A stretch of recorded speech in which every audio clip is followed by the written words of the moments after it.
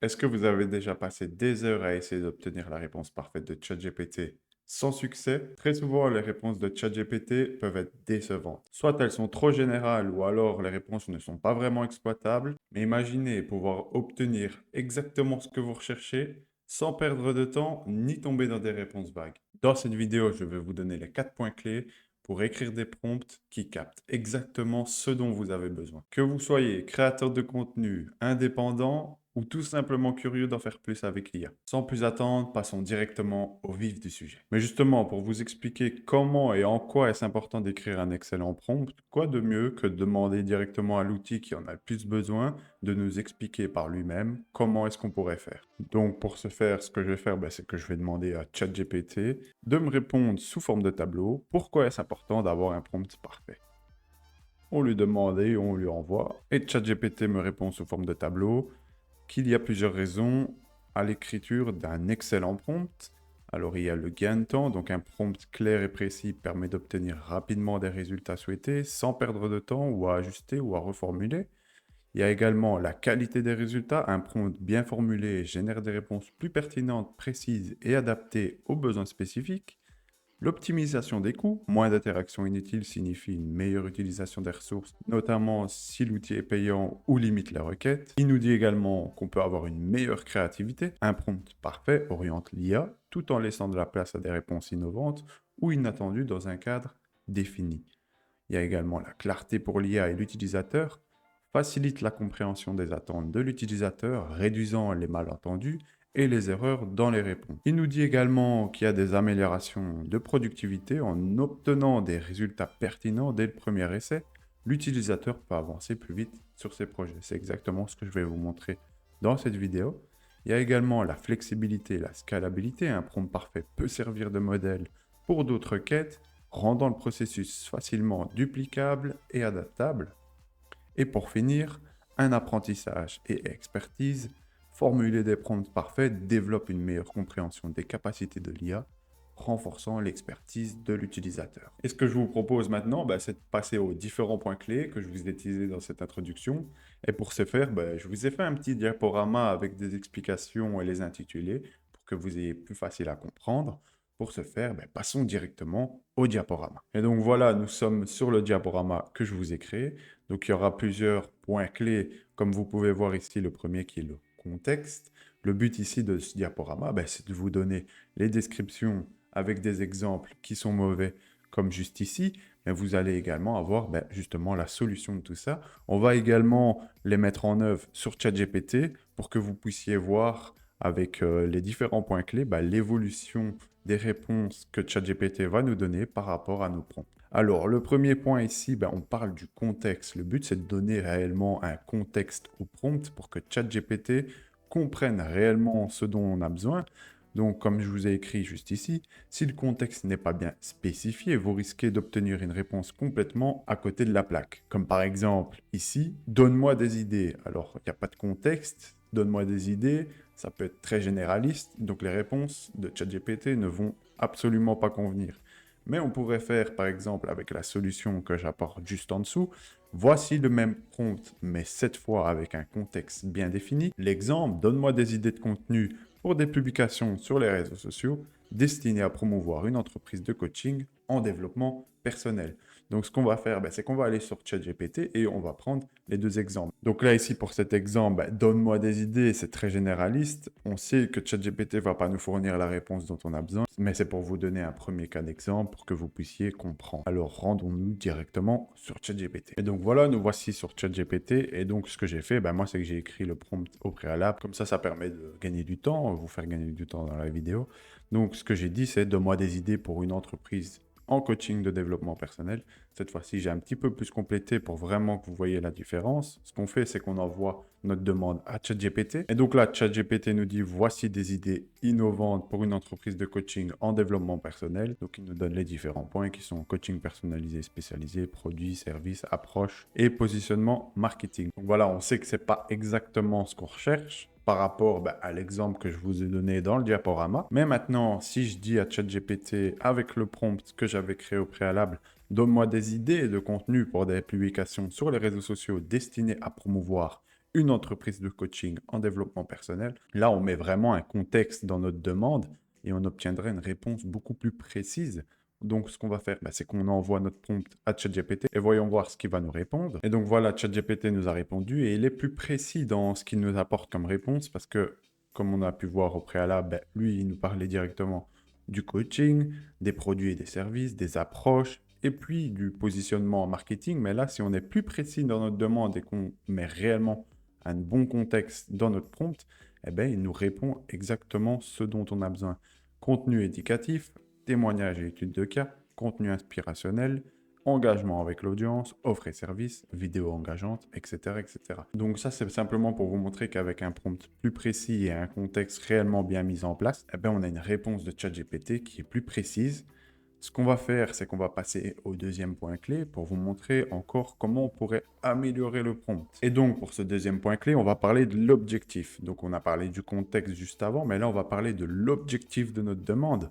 Si l'objectif n'est pas clairement défini, vous risquez d'obtenir une réponse trop vague ou inutile pour votre besoin spécifique. Comme par exemple, donne-moi des informations sur le marketing digital. Et si on met un réel objectif dans notre prompt, et donc comme j'ai noté, voici le même prompt, mais cette fois avec un objectif bien défini, donne-moi des informations sur les stratégies de marketing digital les plus efficaces pour augmenter la visibilité d'une petite entreprise sur les réseaux sociaux. Donc on est encore une fois beaucoup plus précis dans notre demande. Et ce qu'on va faire, c'est qu'on va mettre en place ces prompts pour que vous voyez un petit peu la différence. Donc là, ce qu'on va faire, c'est qu'on va copier ceci et donc on va lui dire donne-moi des informations sur le marketing digital. Et donc voilà, ChatGPT nous a répondu et là, il va vraiment parler de plusieurs choses en même temps. Il va parler des principaux canaux de marketing digital, les avantages, les stratégies clés, les outils, etc., etc. Et nous, ce qu'on va faire, c'est qu'on va être plus précis dans notre demande d'objectif et on va lui envoyer le prompt que je vous ai présenté dans le diaporama. Donc, on copie le prompt, on le colle et voyons voir ce qu'il va nous dire maintenant. Donc, comme vous avez pu voir, il a pu faire également une recherche sur Internet et il m'a dit, pour augmenter la visibilité d'une petite entreprise sur les réseaux sociaux en 2024, il est essentiel d'adopter des stratégies de marketing digital efficaces. Voici les principales approches recommandées. Choisir des plateformes adaptées, créer du contenu engageant, utiliser du marketing d'influence, optimiser le référencement social SMO, engager activement avec votre communauté, etc., etc. Donc il est encore plus précis dans notre demande parce que là, on lui a mis un objectif. Maintenant, passons au troisième point clé. Et donc, une fois qu'on est sur le diaporama, je vous ai rajouté le troisième point clé qui est le rôle. Donc alors ici, comme j'ai écrit sur le diaporama, si le rôle n'est pas clairement précisé, vous risquez d'obtenir une réponse qui ne correspond pas au point de vue ou à l'expertise que vous recherchez. Comme par exemple, donne-moi des informations sur le marketing digital. Voici le même prompt, mais cette fois-ci bien défini. En tant qu'entrepreneur débutant, donne-moi des informations sur les stratégies de marketing digital essentielles pour faire connaître mon entreprise. Donc pour cette fois-ci, on lui a donné un rôle, c'est-à-dire que en tant qu'entrepreneur débutant, mais c'est ça le rôle. Par exemple, si vous étiez boulanger, vous pourriez dire en tant que boulanger, tous les métiers pourraient être un rôle. Donc ce qu'on va faire, c'est qu'on va encore une fois faire la petite démonstration sur ChatGPT pour voir les réponses qu'il va nous donner. Et donc, nous voici sur ChatGPT et on ne va pas lui redemander encore une fois de nous donner des informations sur le marketing digital parce qu'il va nous répondre la réponse qu'il nous a déjà donnée au préalable. Mais on va mettre directement le prompt avec le rôle pour voir ce que ChatGPT nous répond.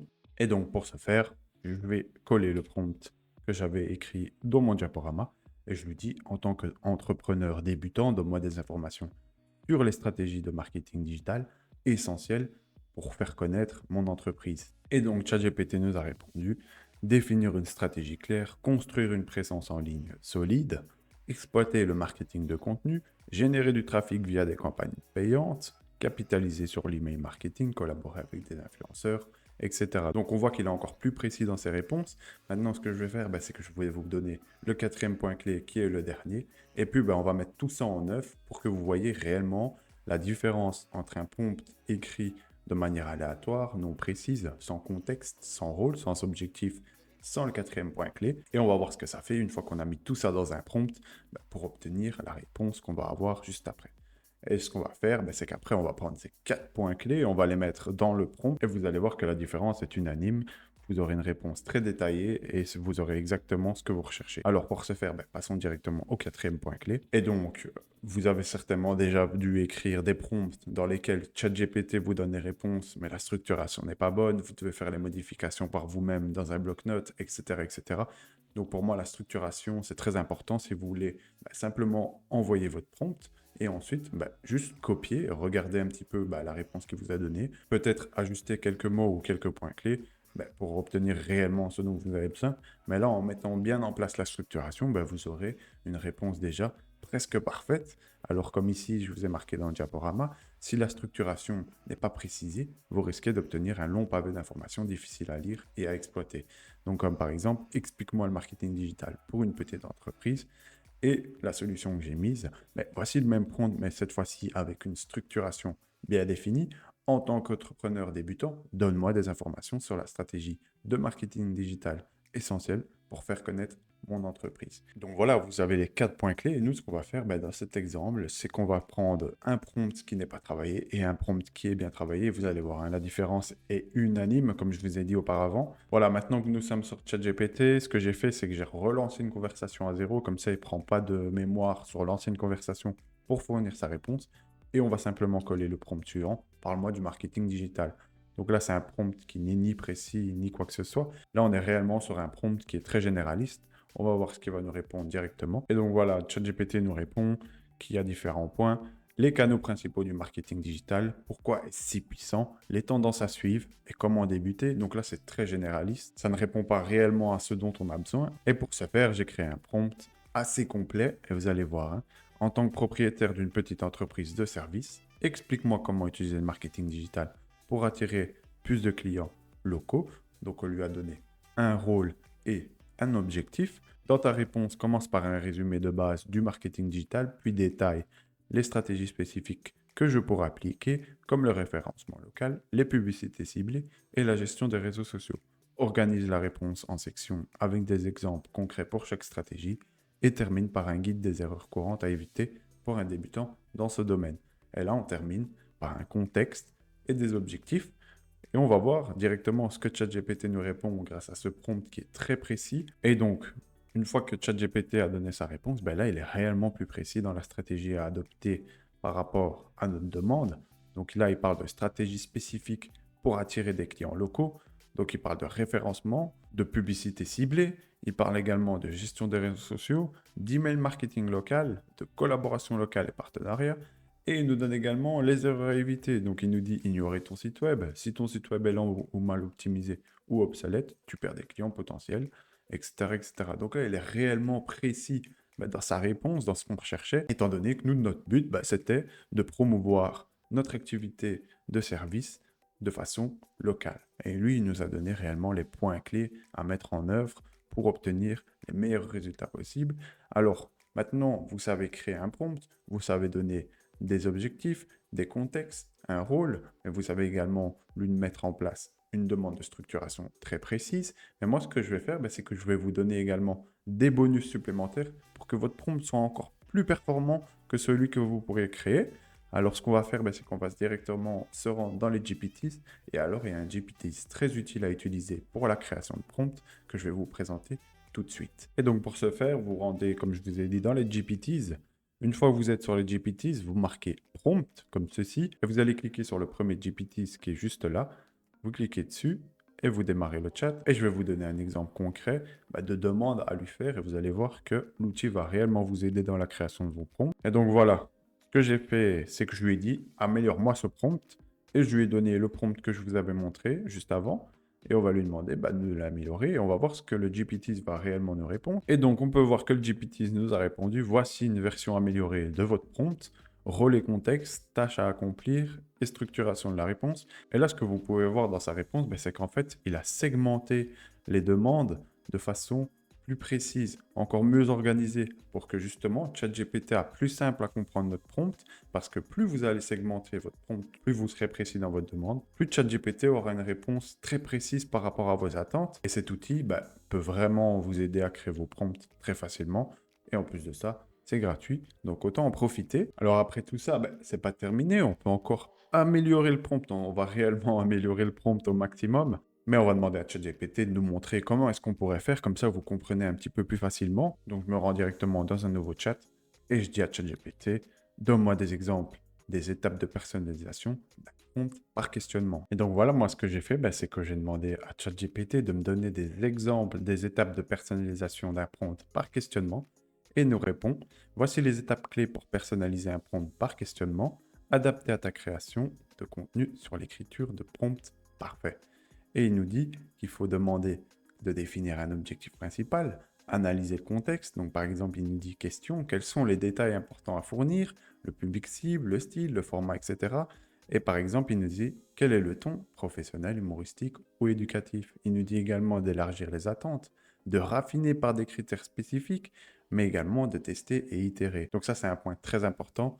Testez vos prompts, testez, modifiez, rajoutez quelques éléments, rajoutez des précisions, c'est très important. Comme je vous ai répété plusieurs fois dans la vidéo, plus vous serez précis, plus vous aurez des réponses adaptées à vos attentes. Et donc une fois que on a fait notre personnalisation par questionnement, on peut également mettre en place le dernier point de cette vidéo, c'est-à-dire activer la mémoire de ChatGPT. Pourquoi? Parce que simplement ChatGPT va comprendre vos demandes au fur et à mesure du temps, il va les analyser, il va les stocker, il va les enregistrer. Et ensuite, quand vous ferez vos demandes directement dans ChatGPT, lui, ce qu'il va faire, c'est qu'il va aller puiser ses ressources dans la mémoire et il va fournir des réponses adaptées selon justement tout ce que vous avez pu lui demander auparavant et ça va vous permettre également de gagner du temps mais également d'obtenir des réponses encore plus précises. Et donc pour activer la mémoire de ChatGPT, il n'y a rien de plus simple. Vous allez en bas à gauche, vous cliquez sur votre profil et vous cliquez sur paramètres. Ici, vous avez plusieurs paramètres, mais nous, ce qui nous intéresse, c'est la personnalisation. Vous avez la possibilité de cliquer juste ici pour activer ou désactiver la mémoire.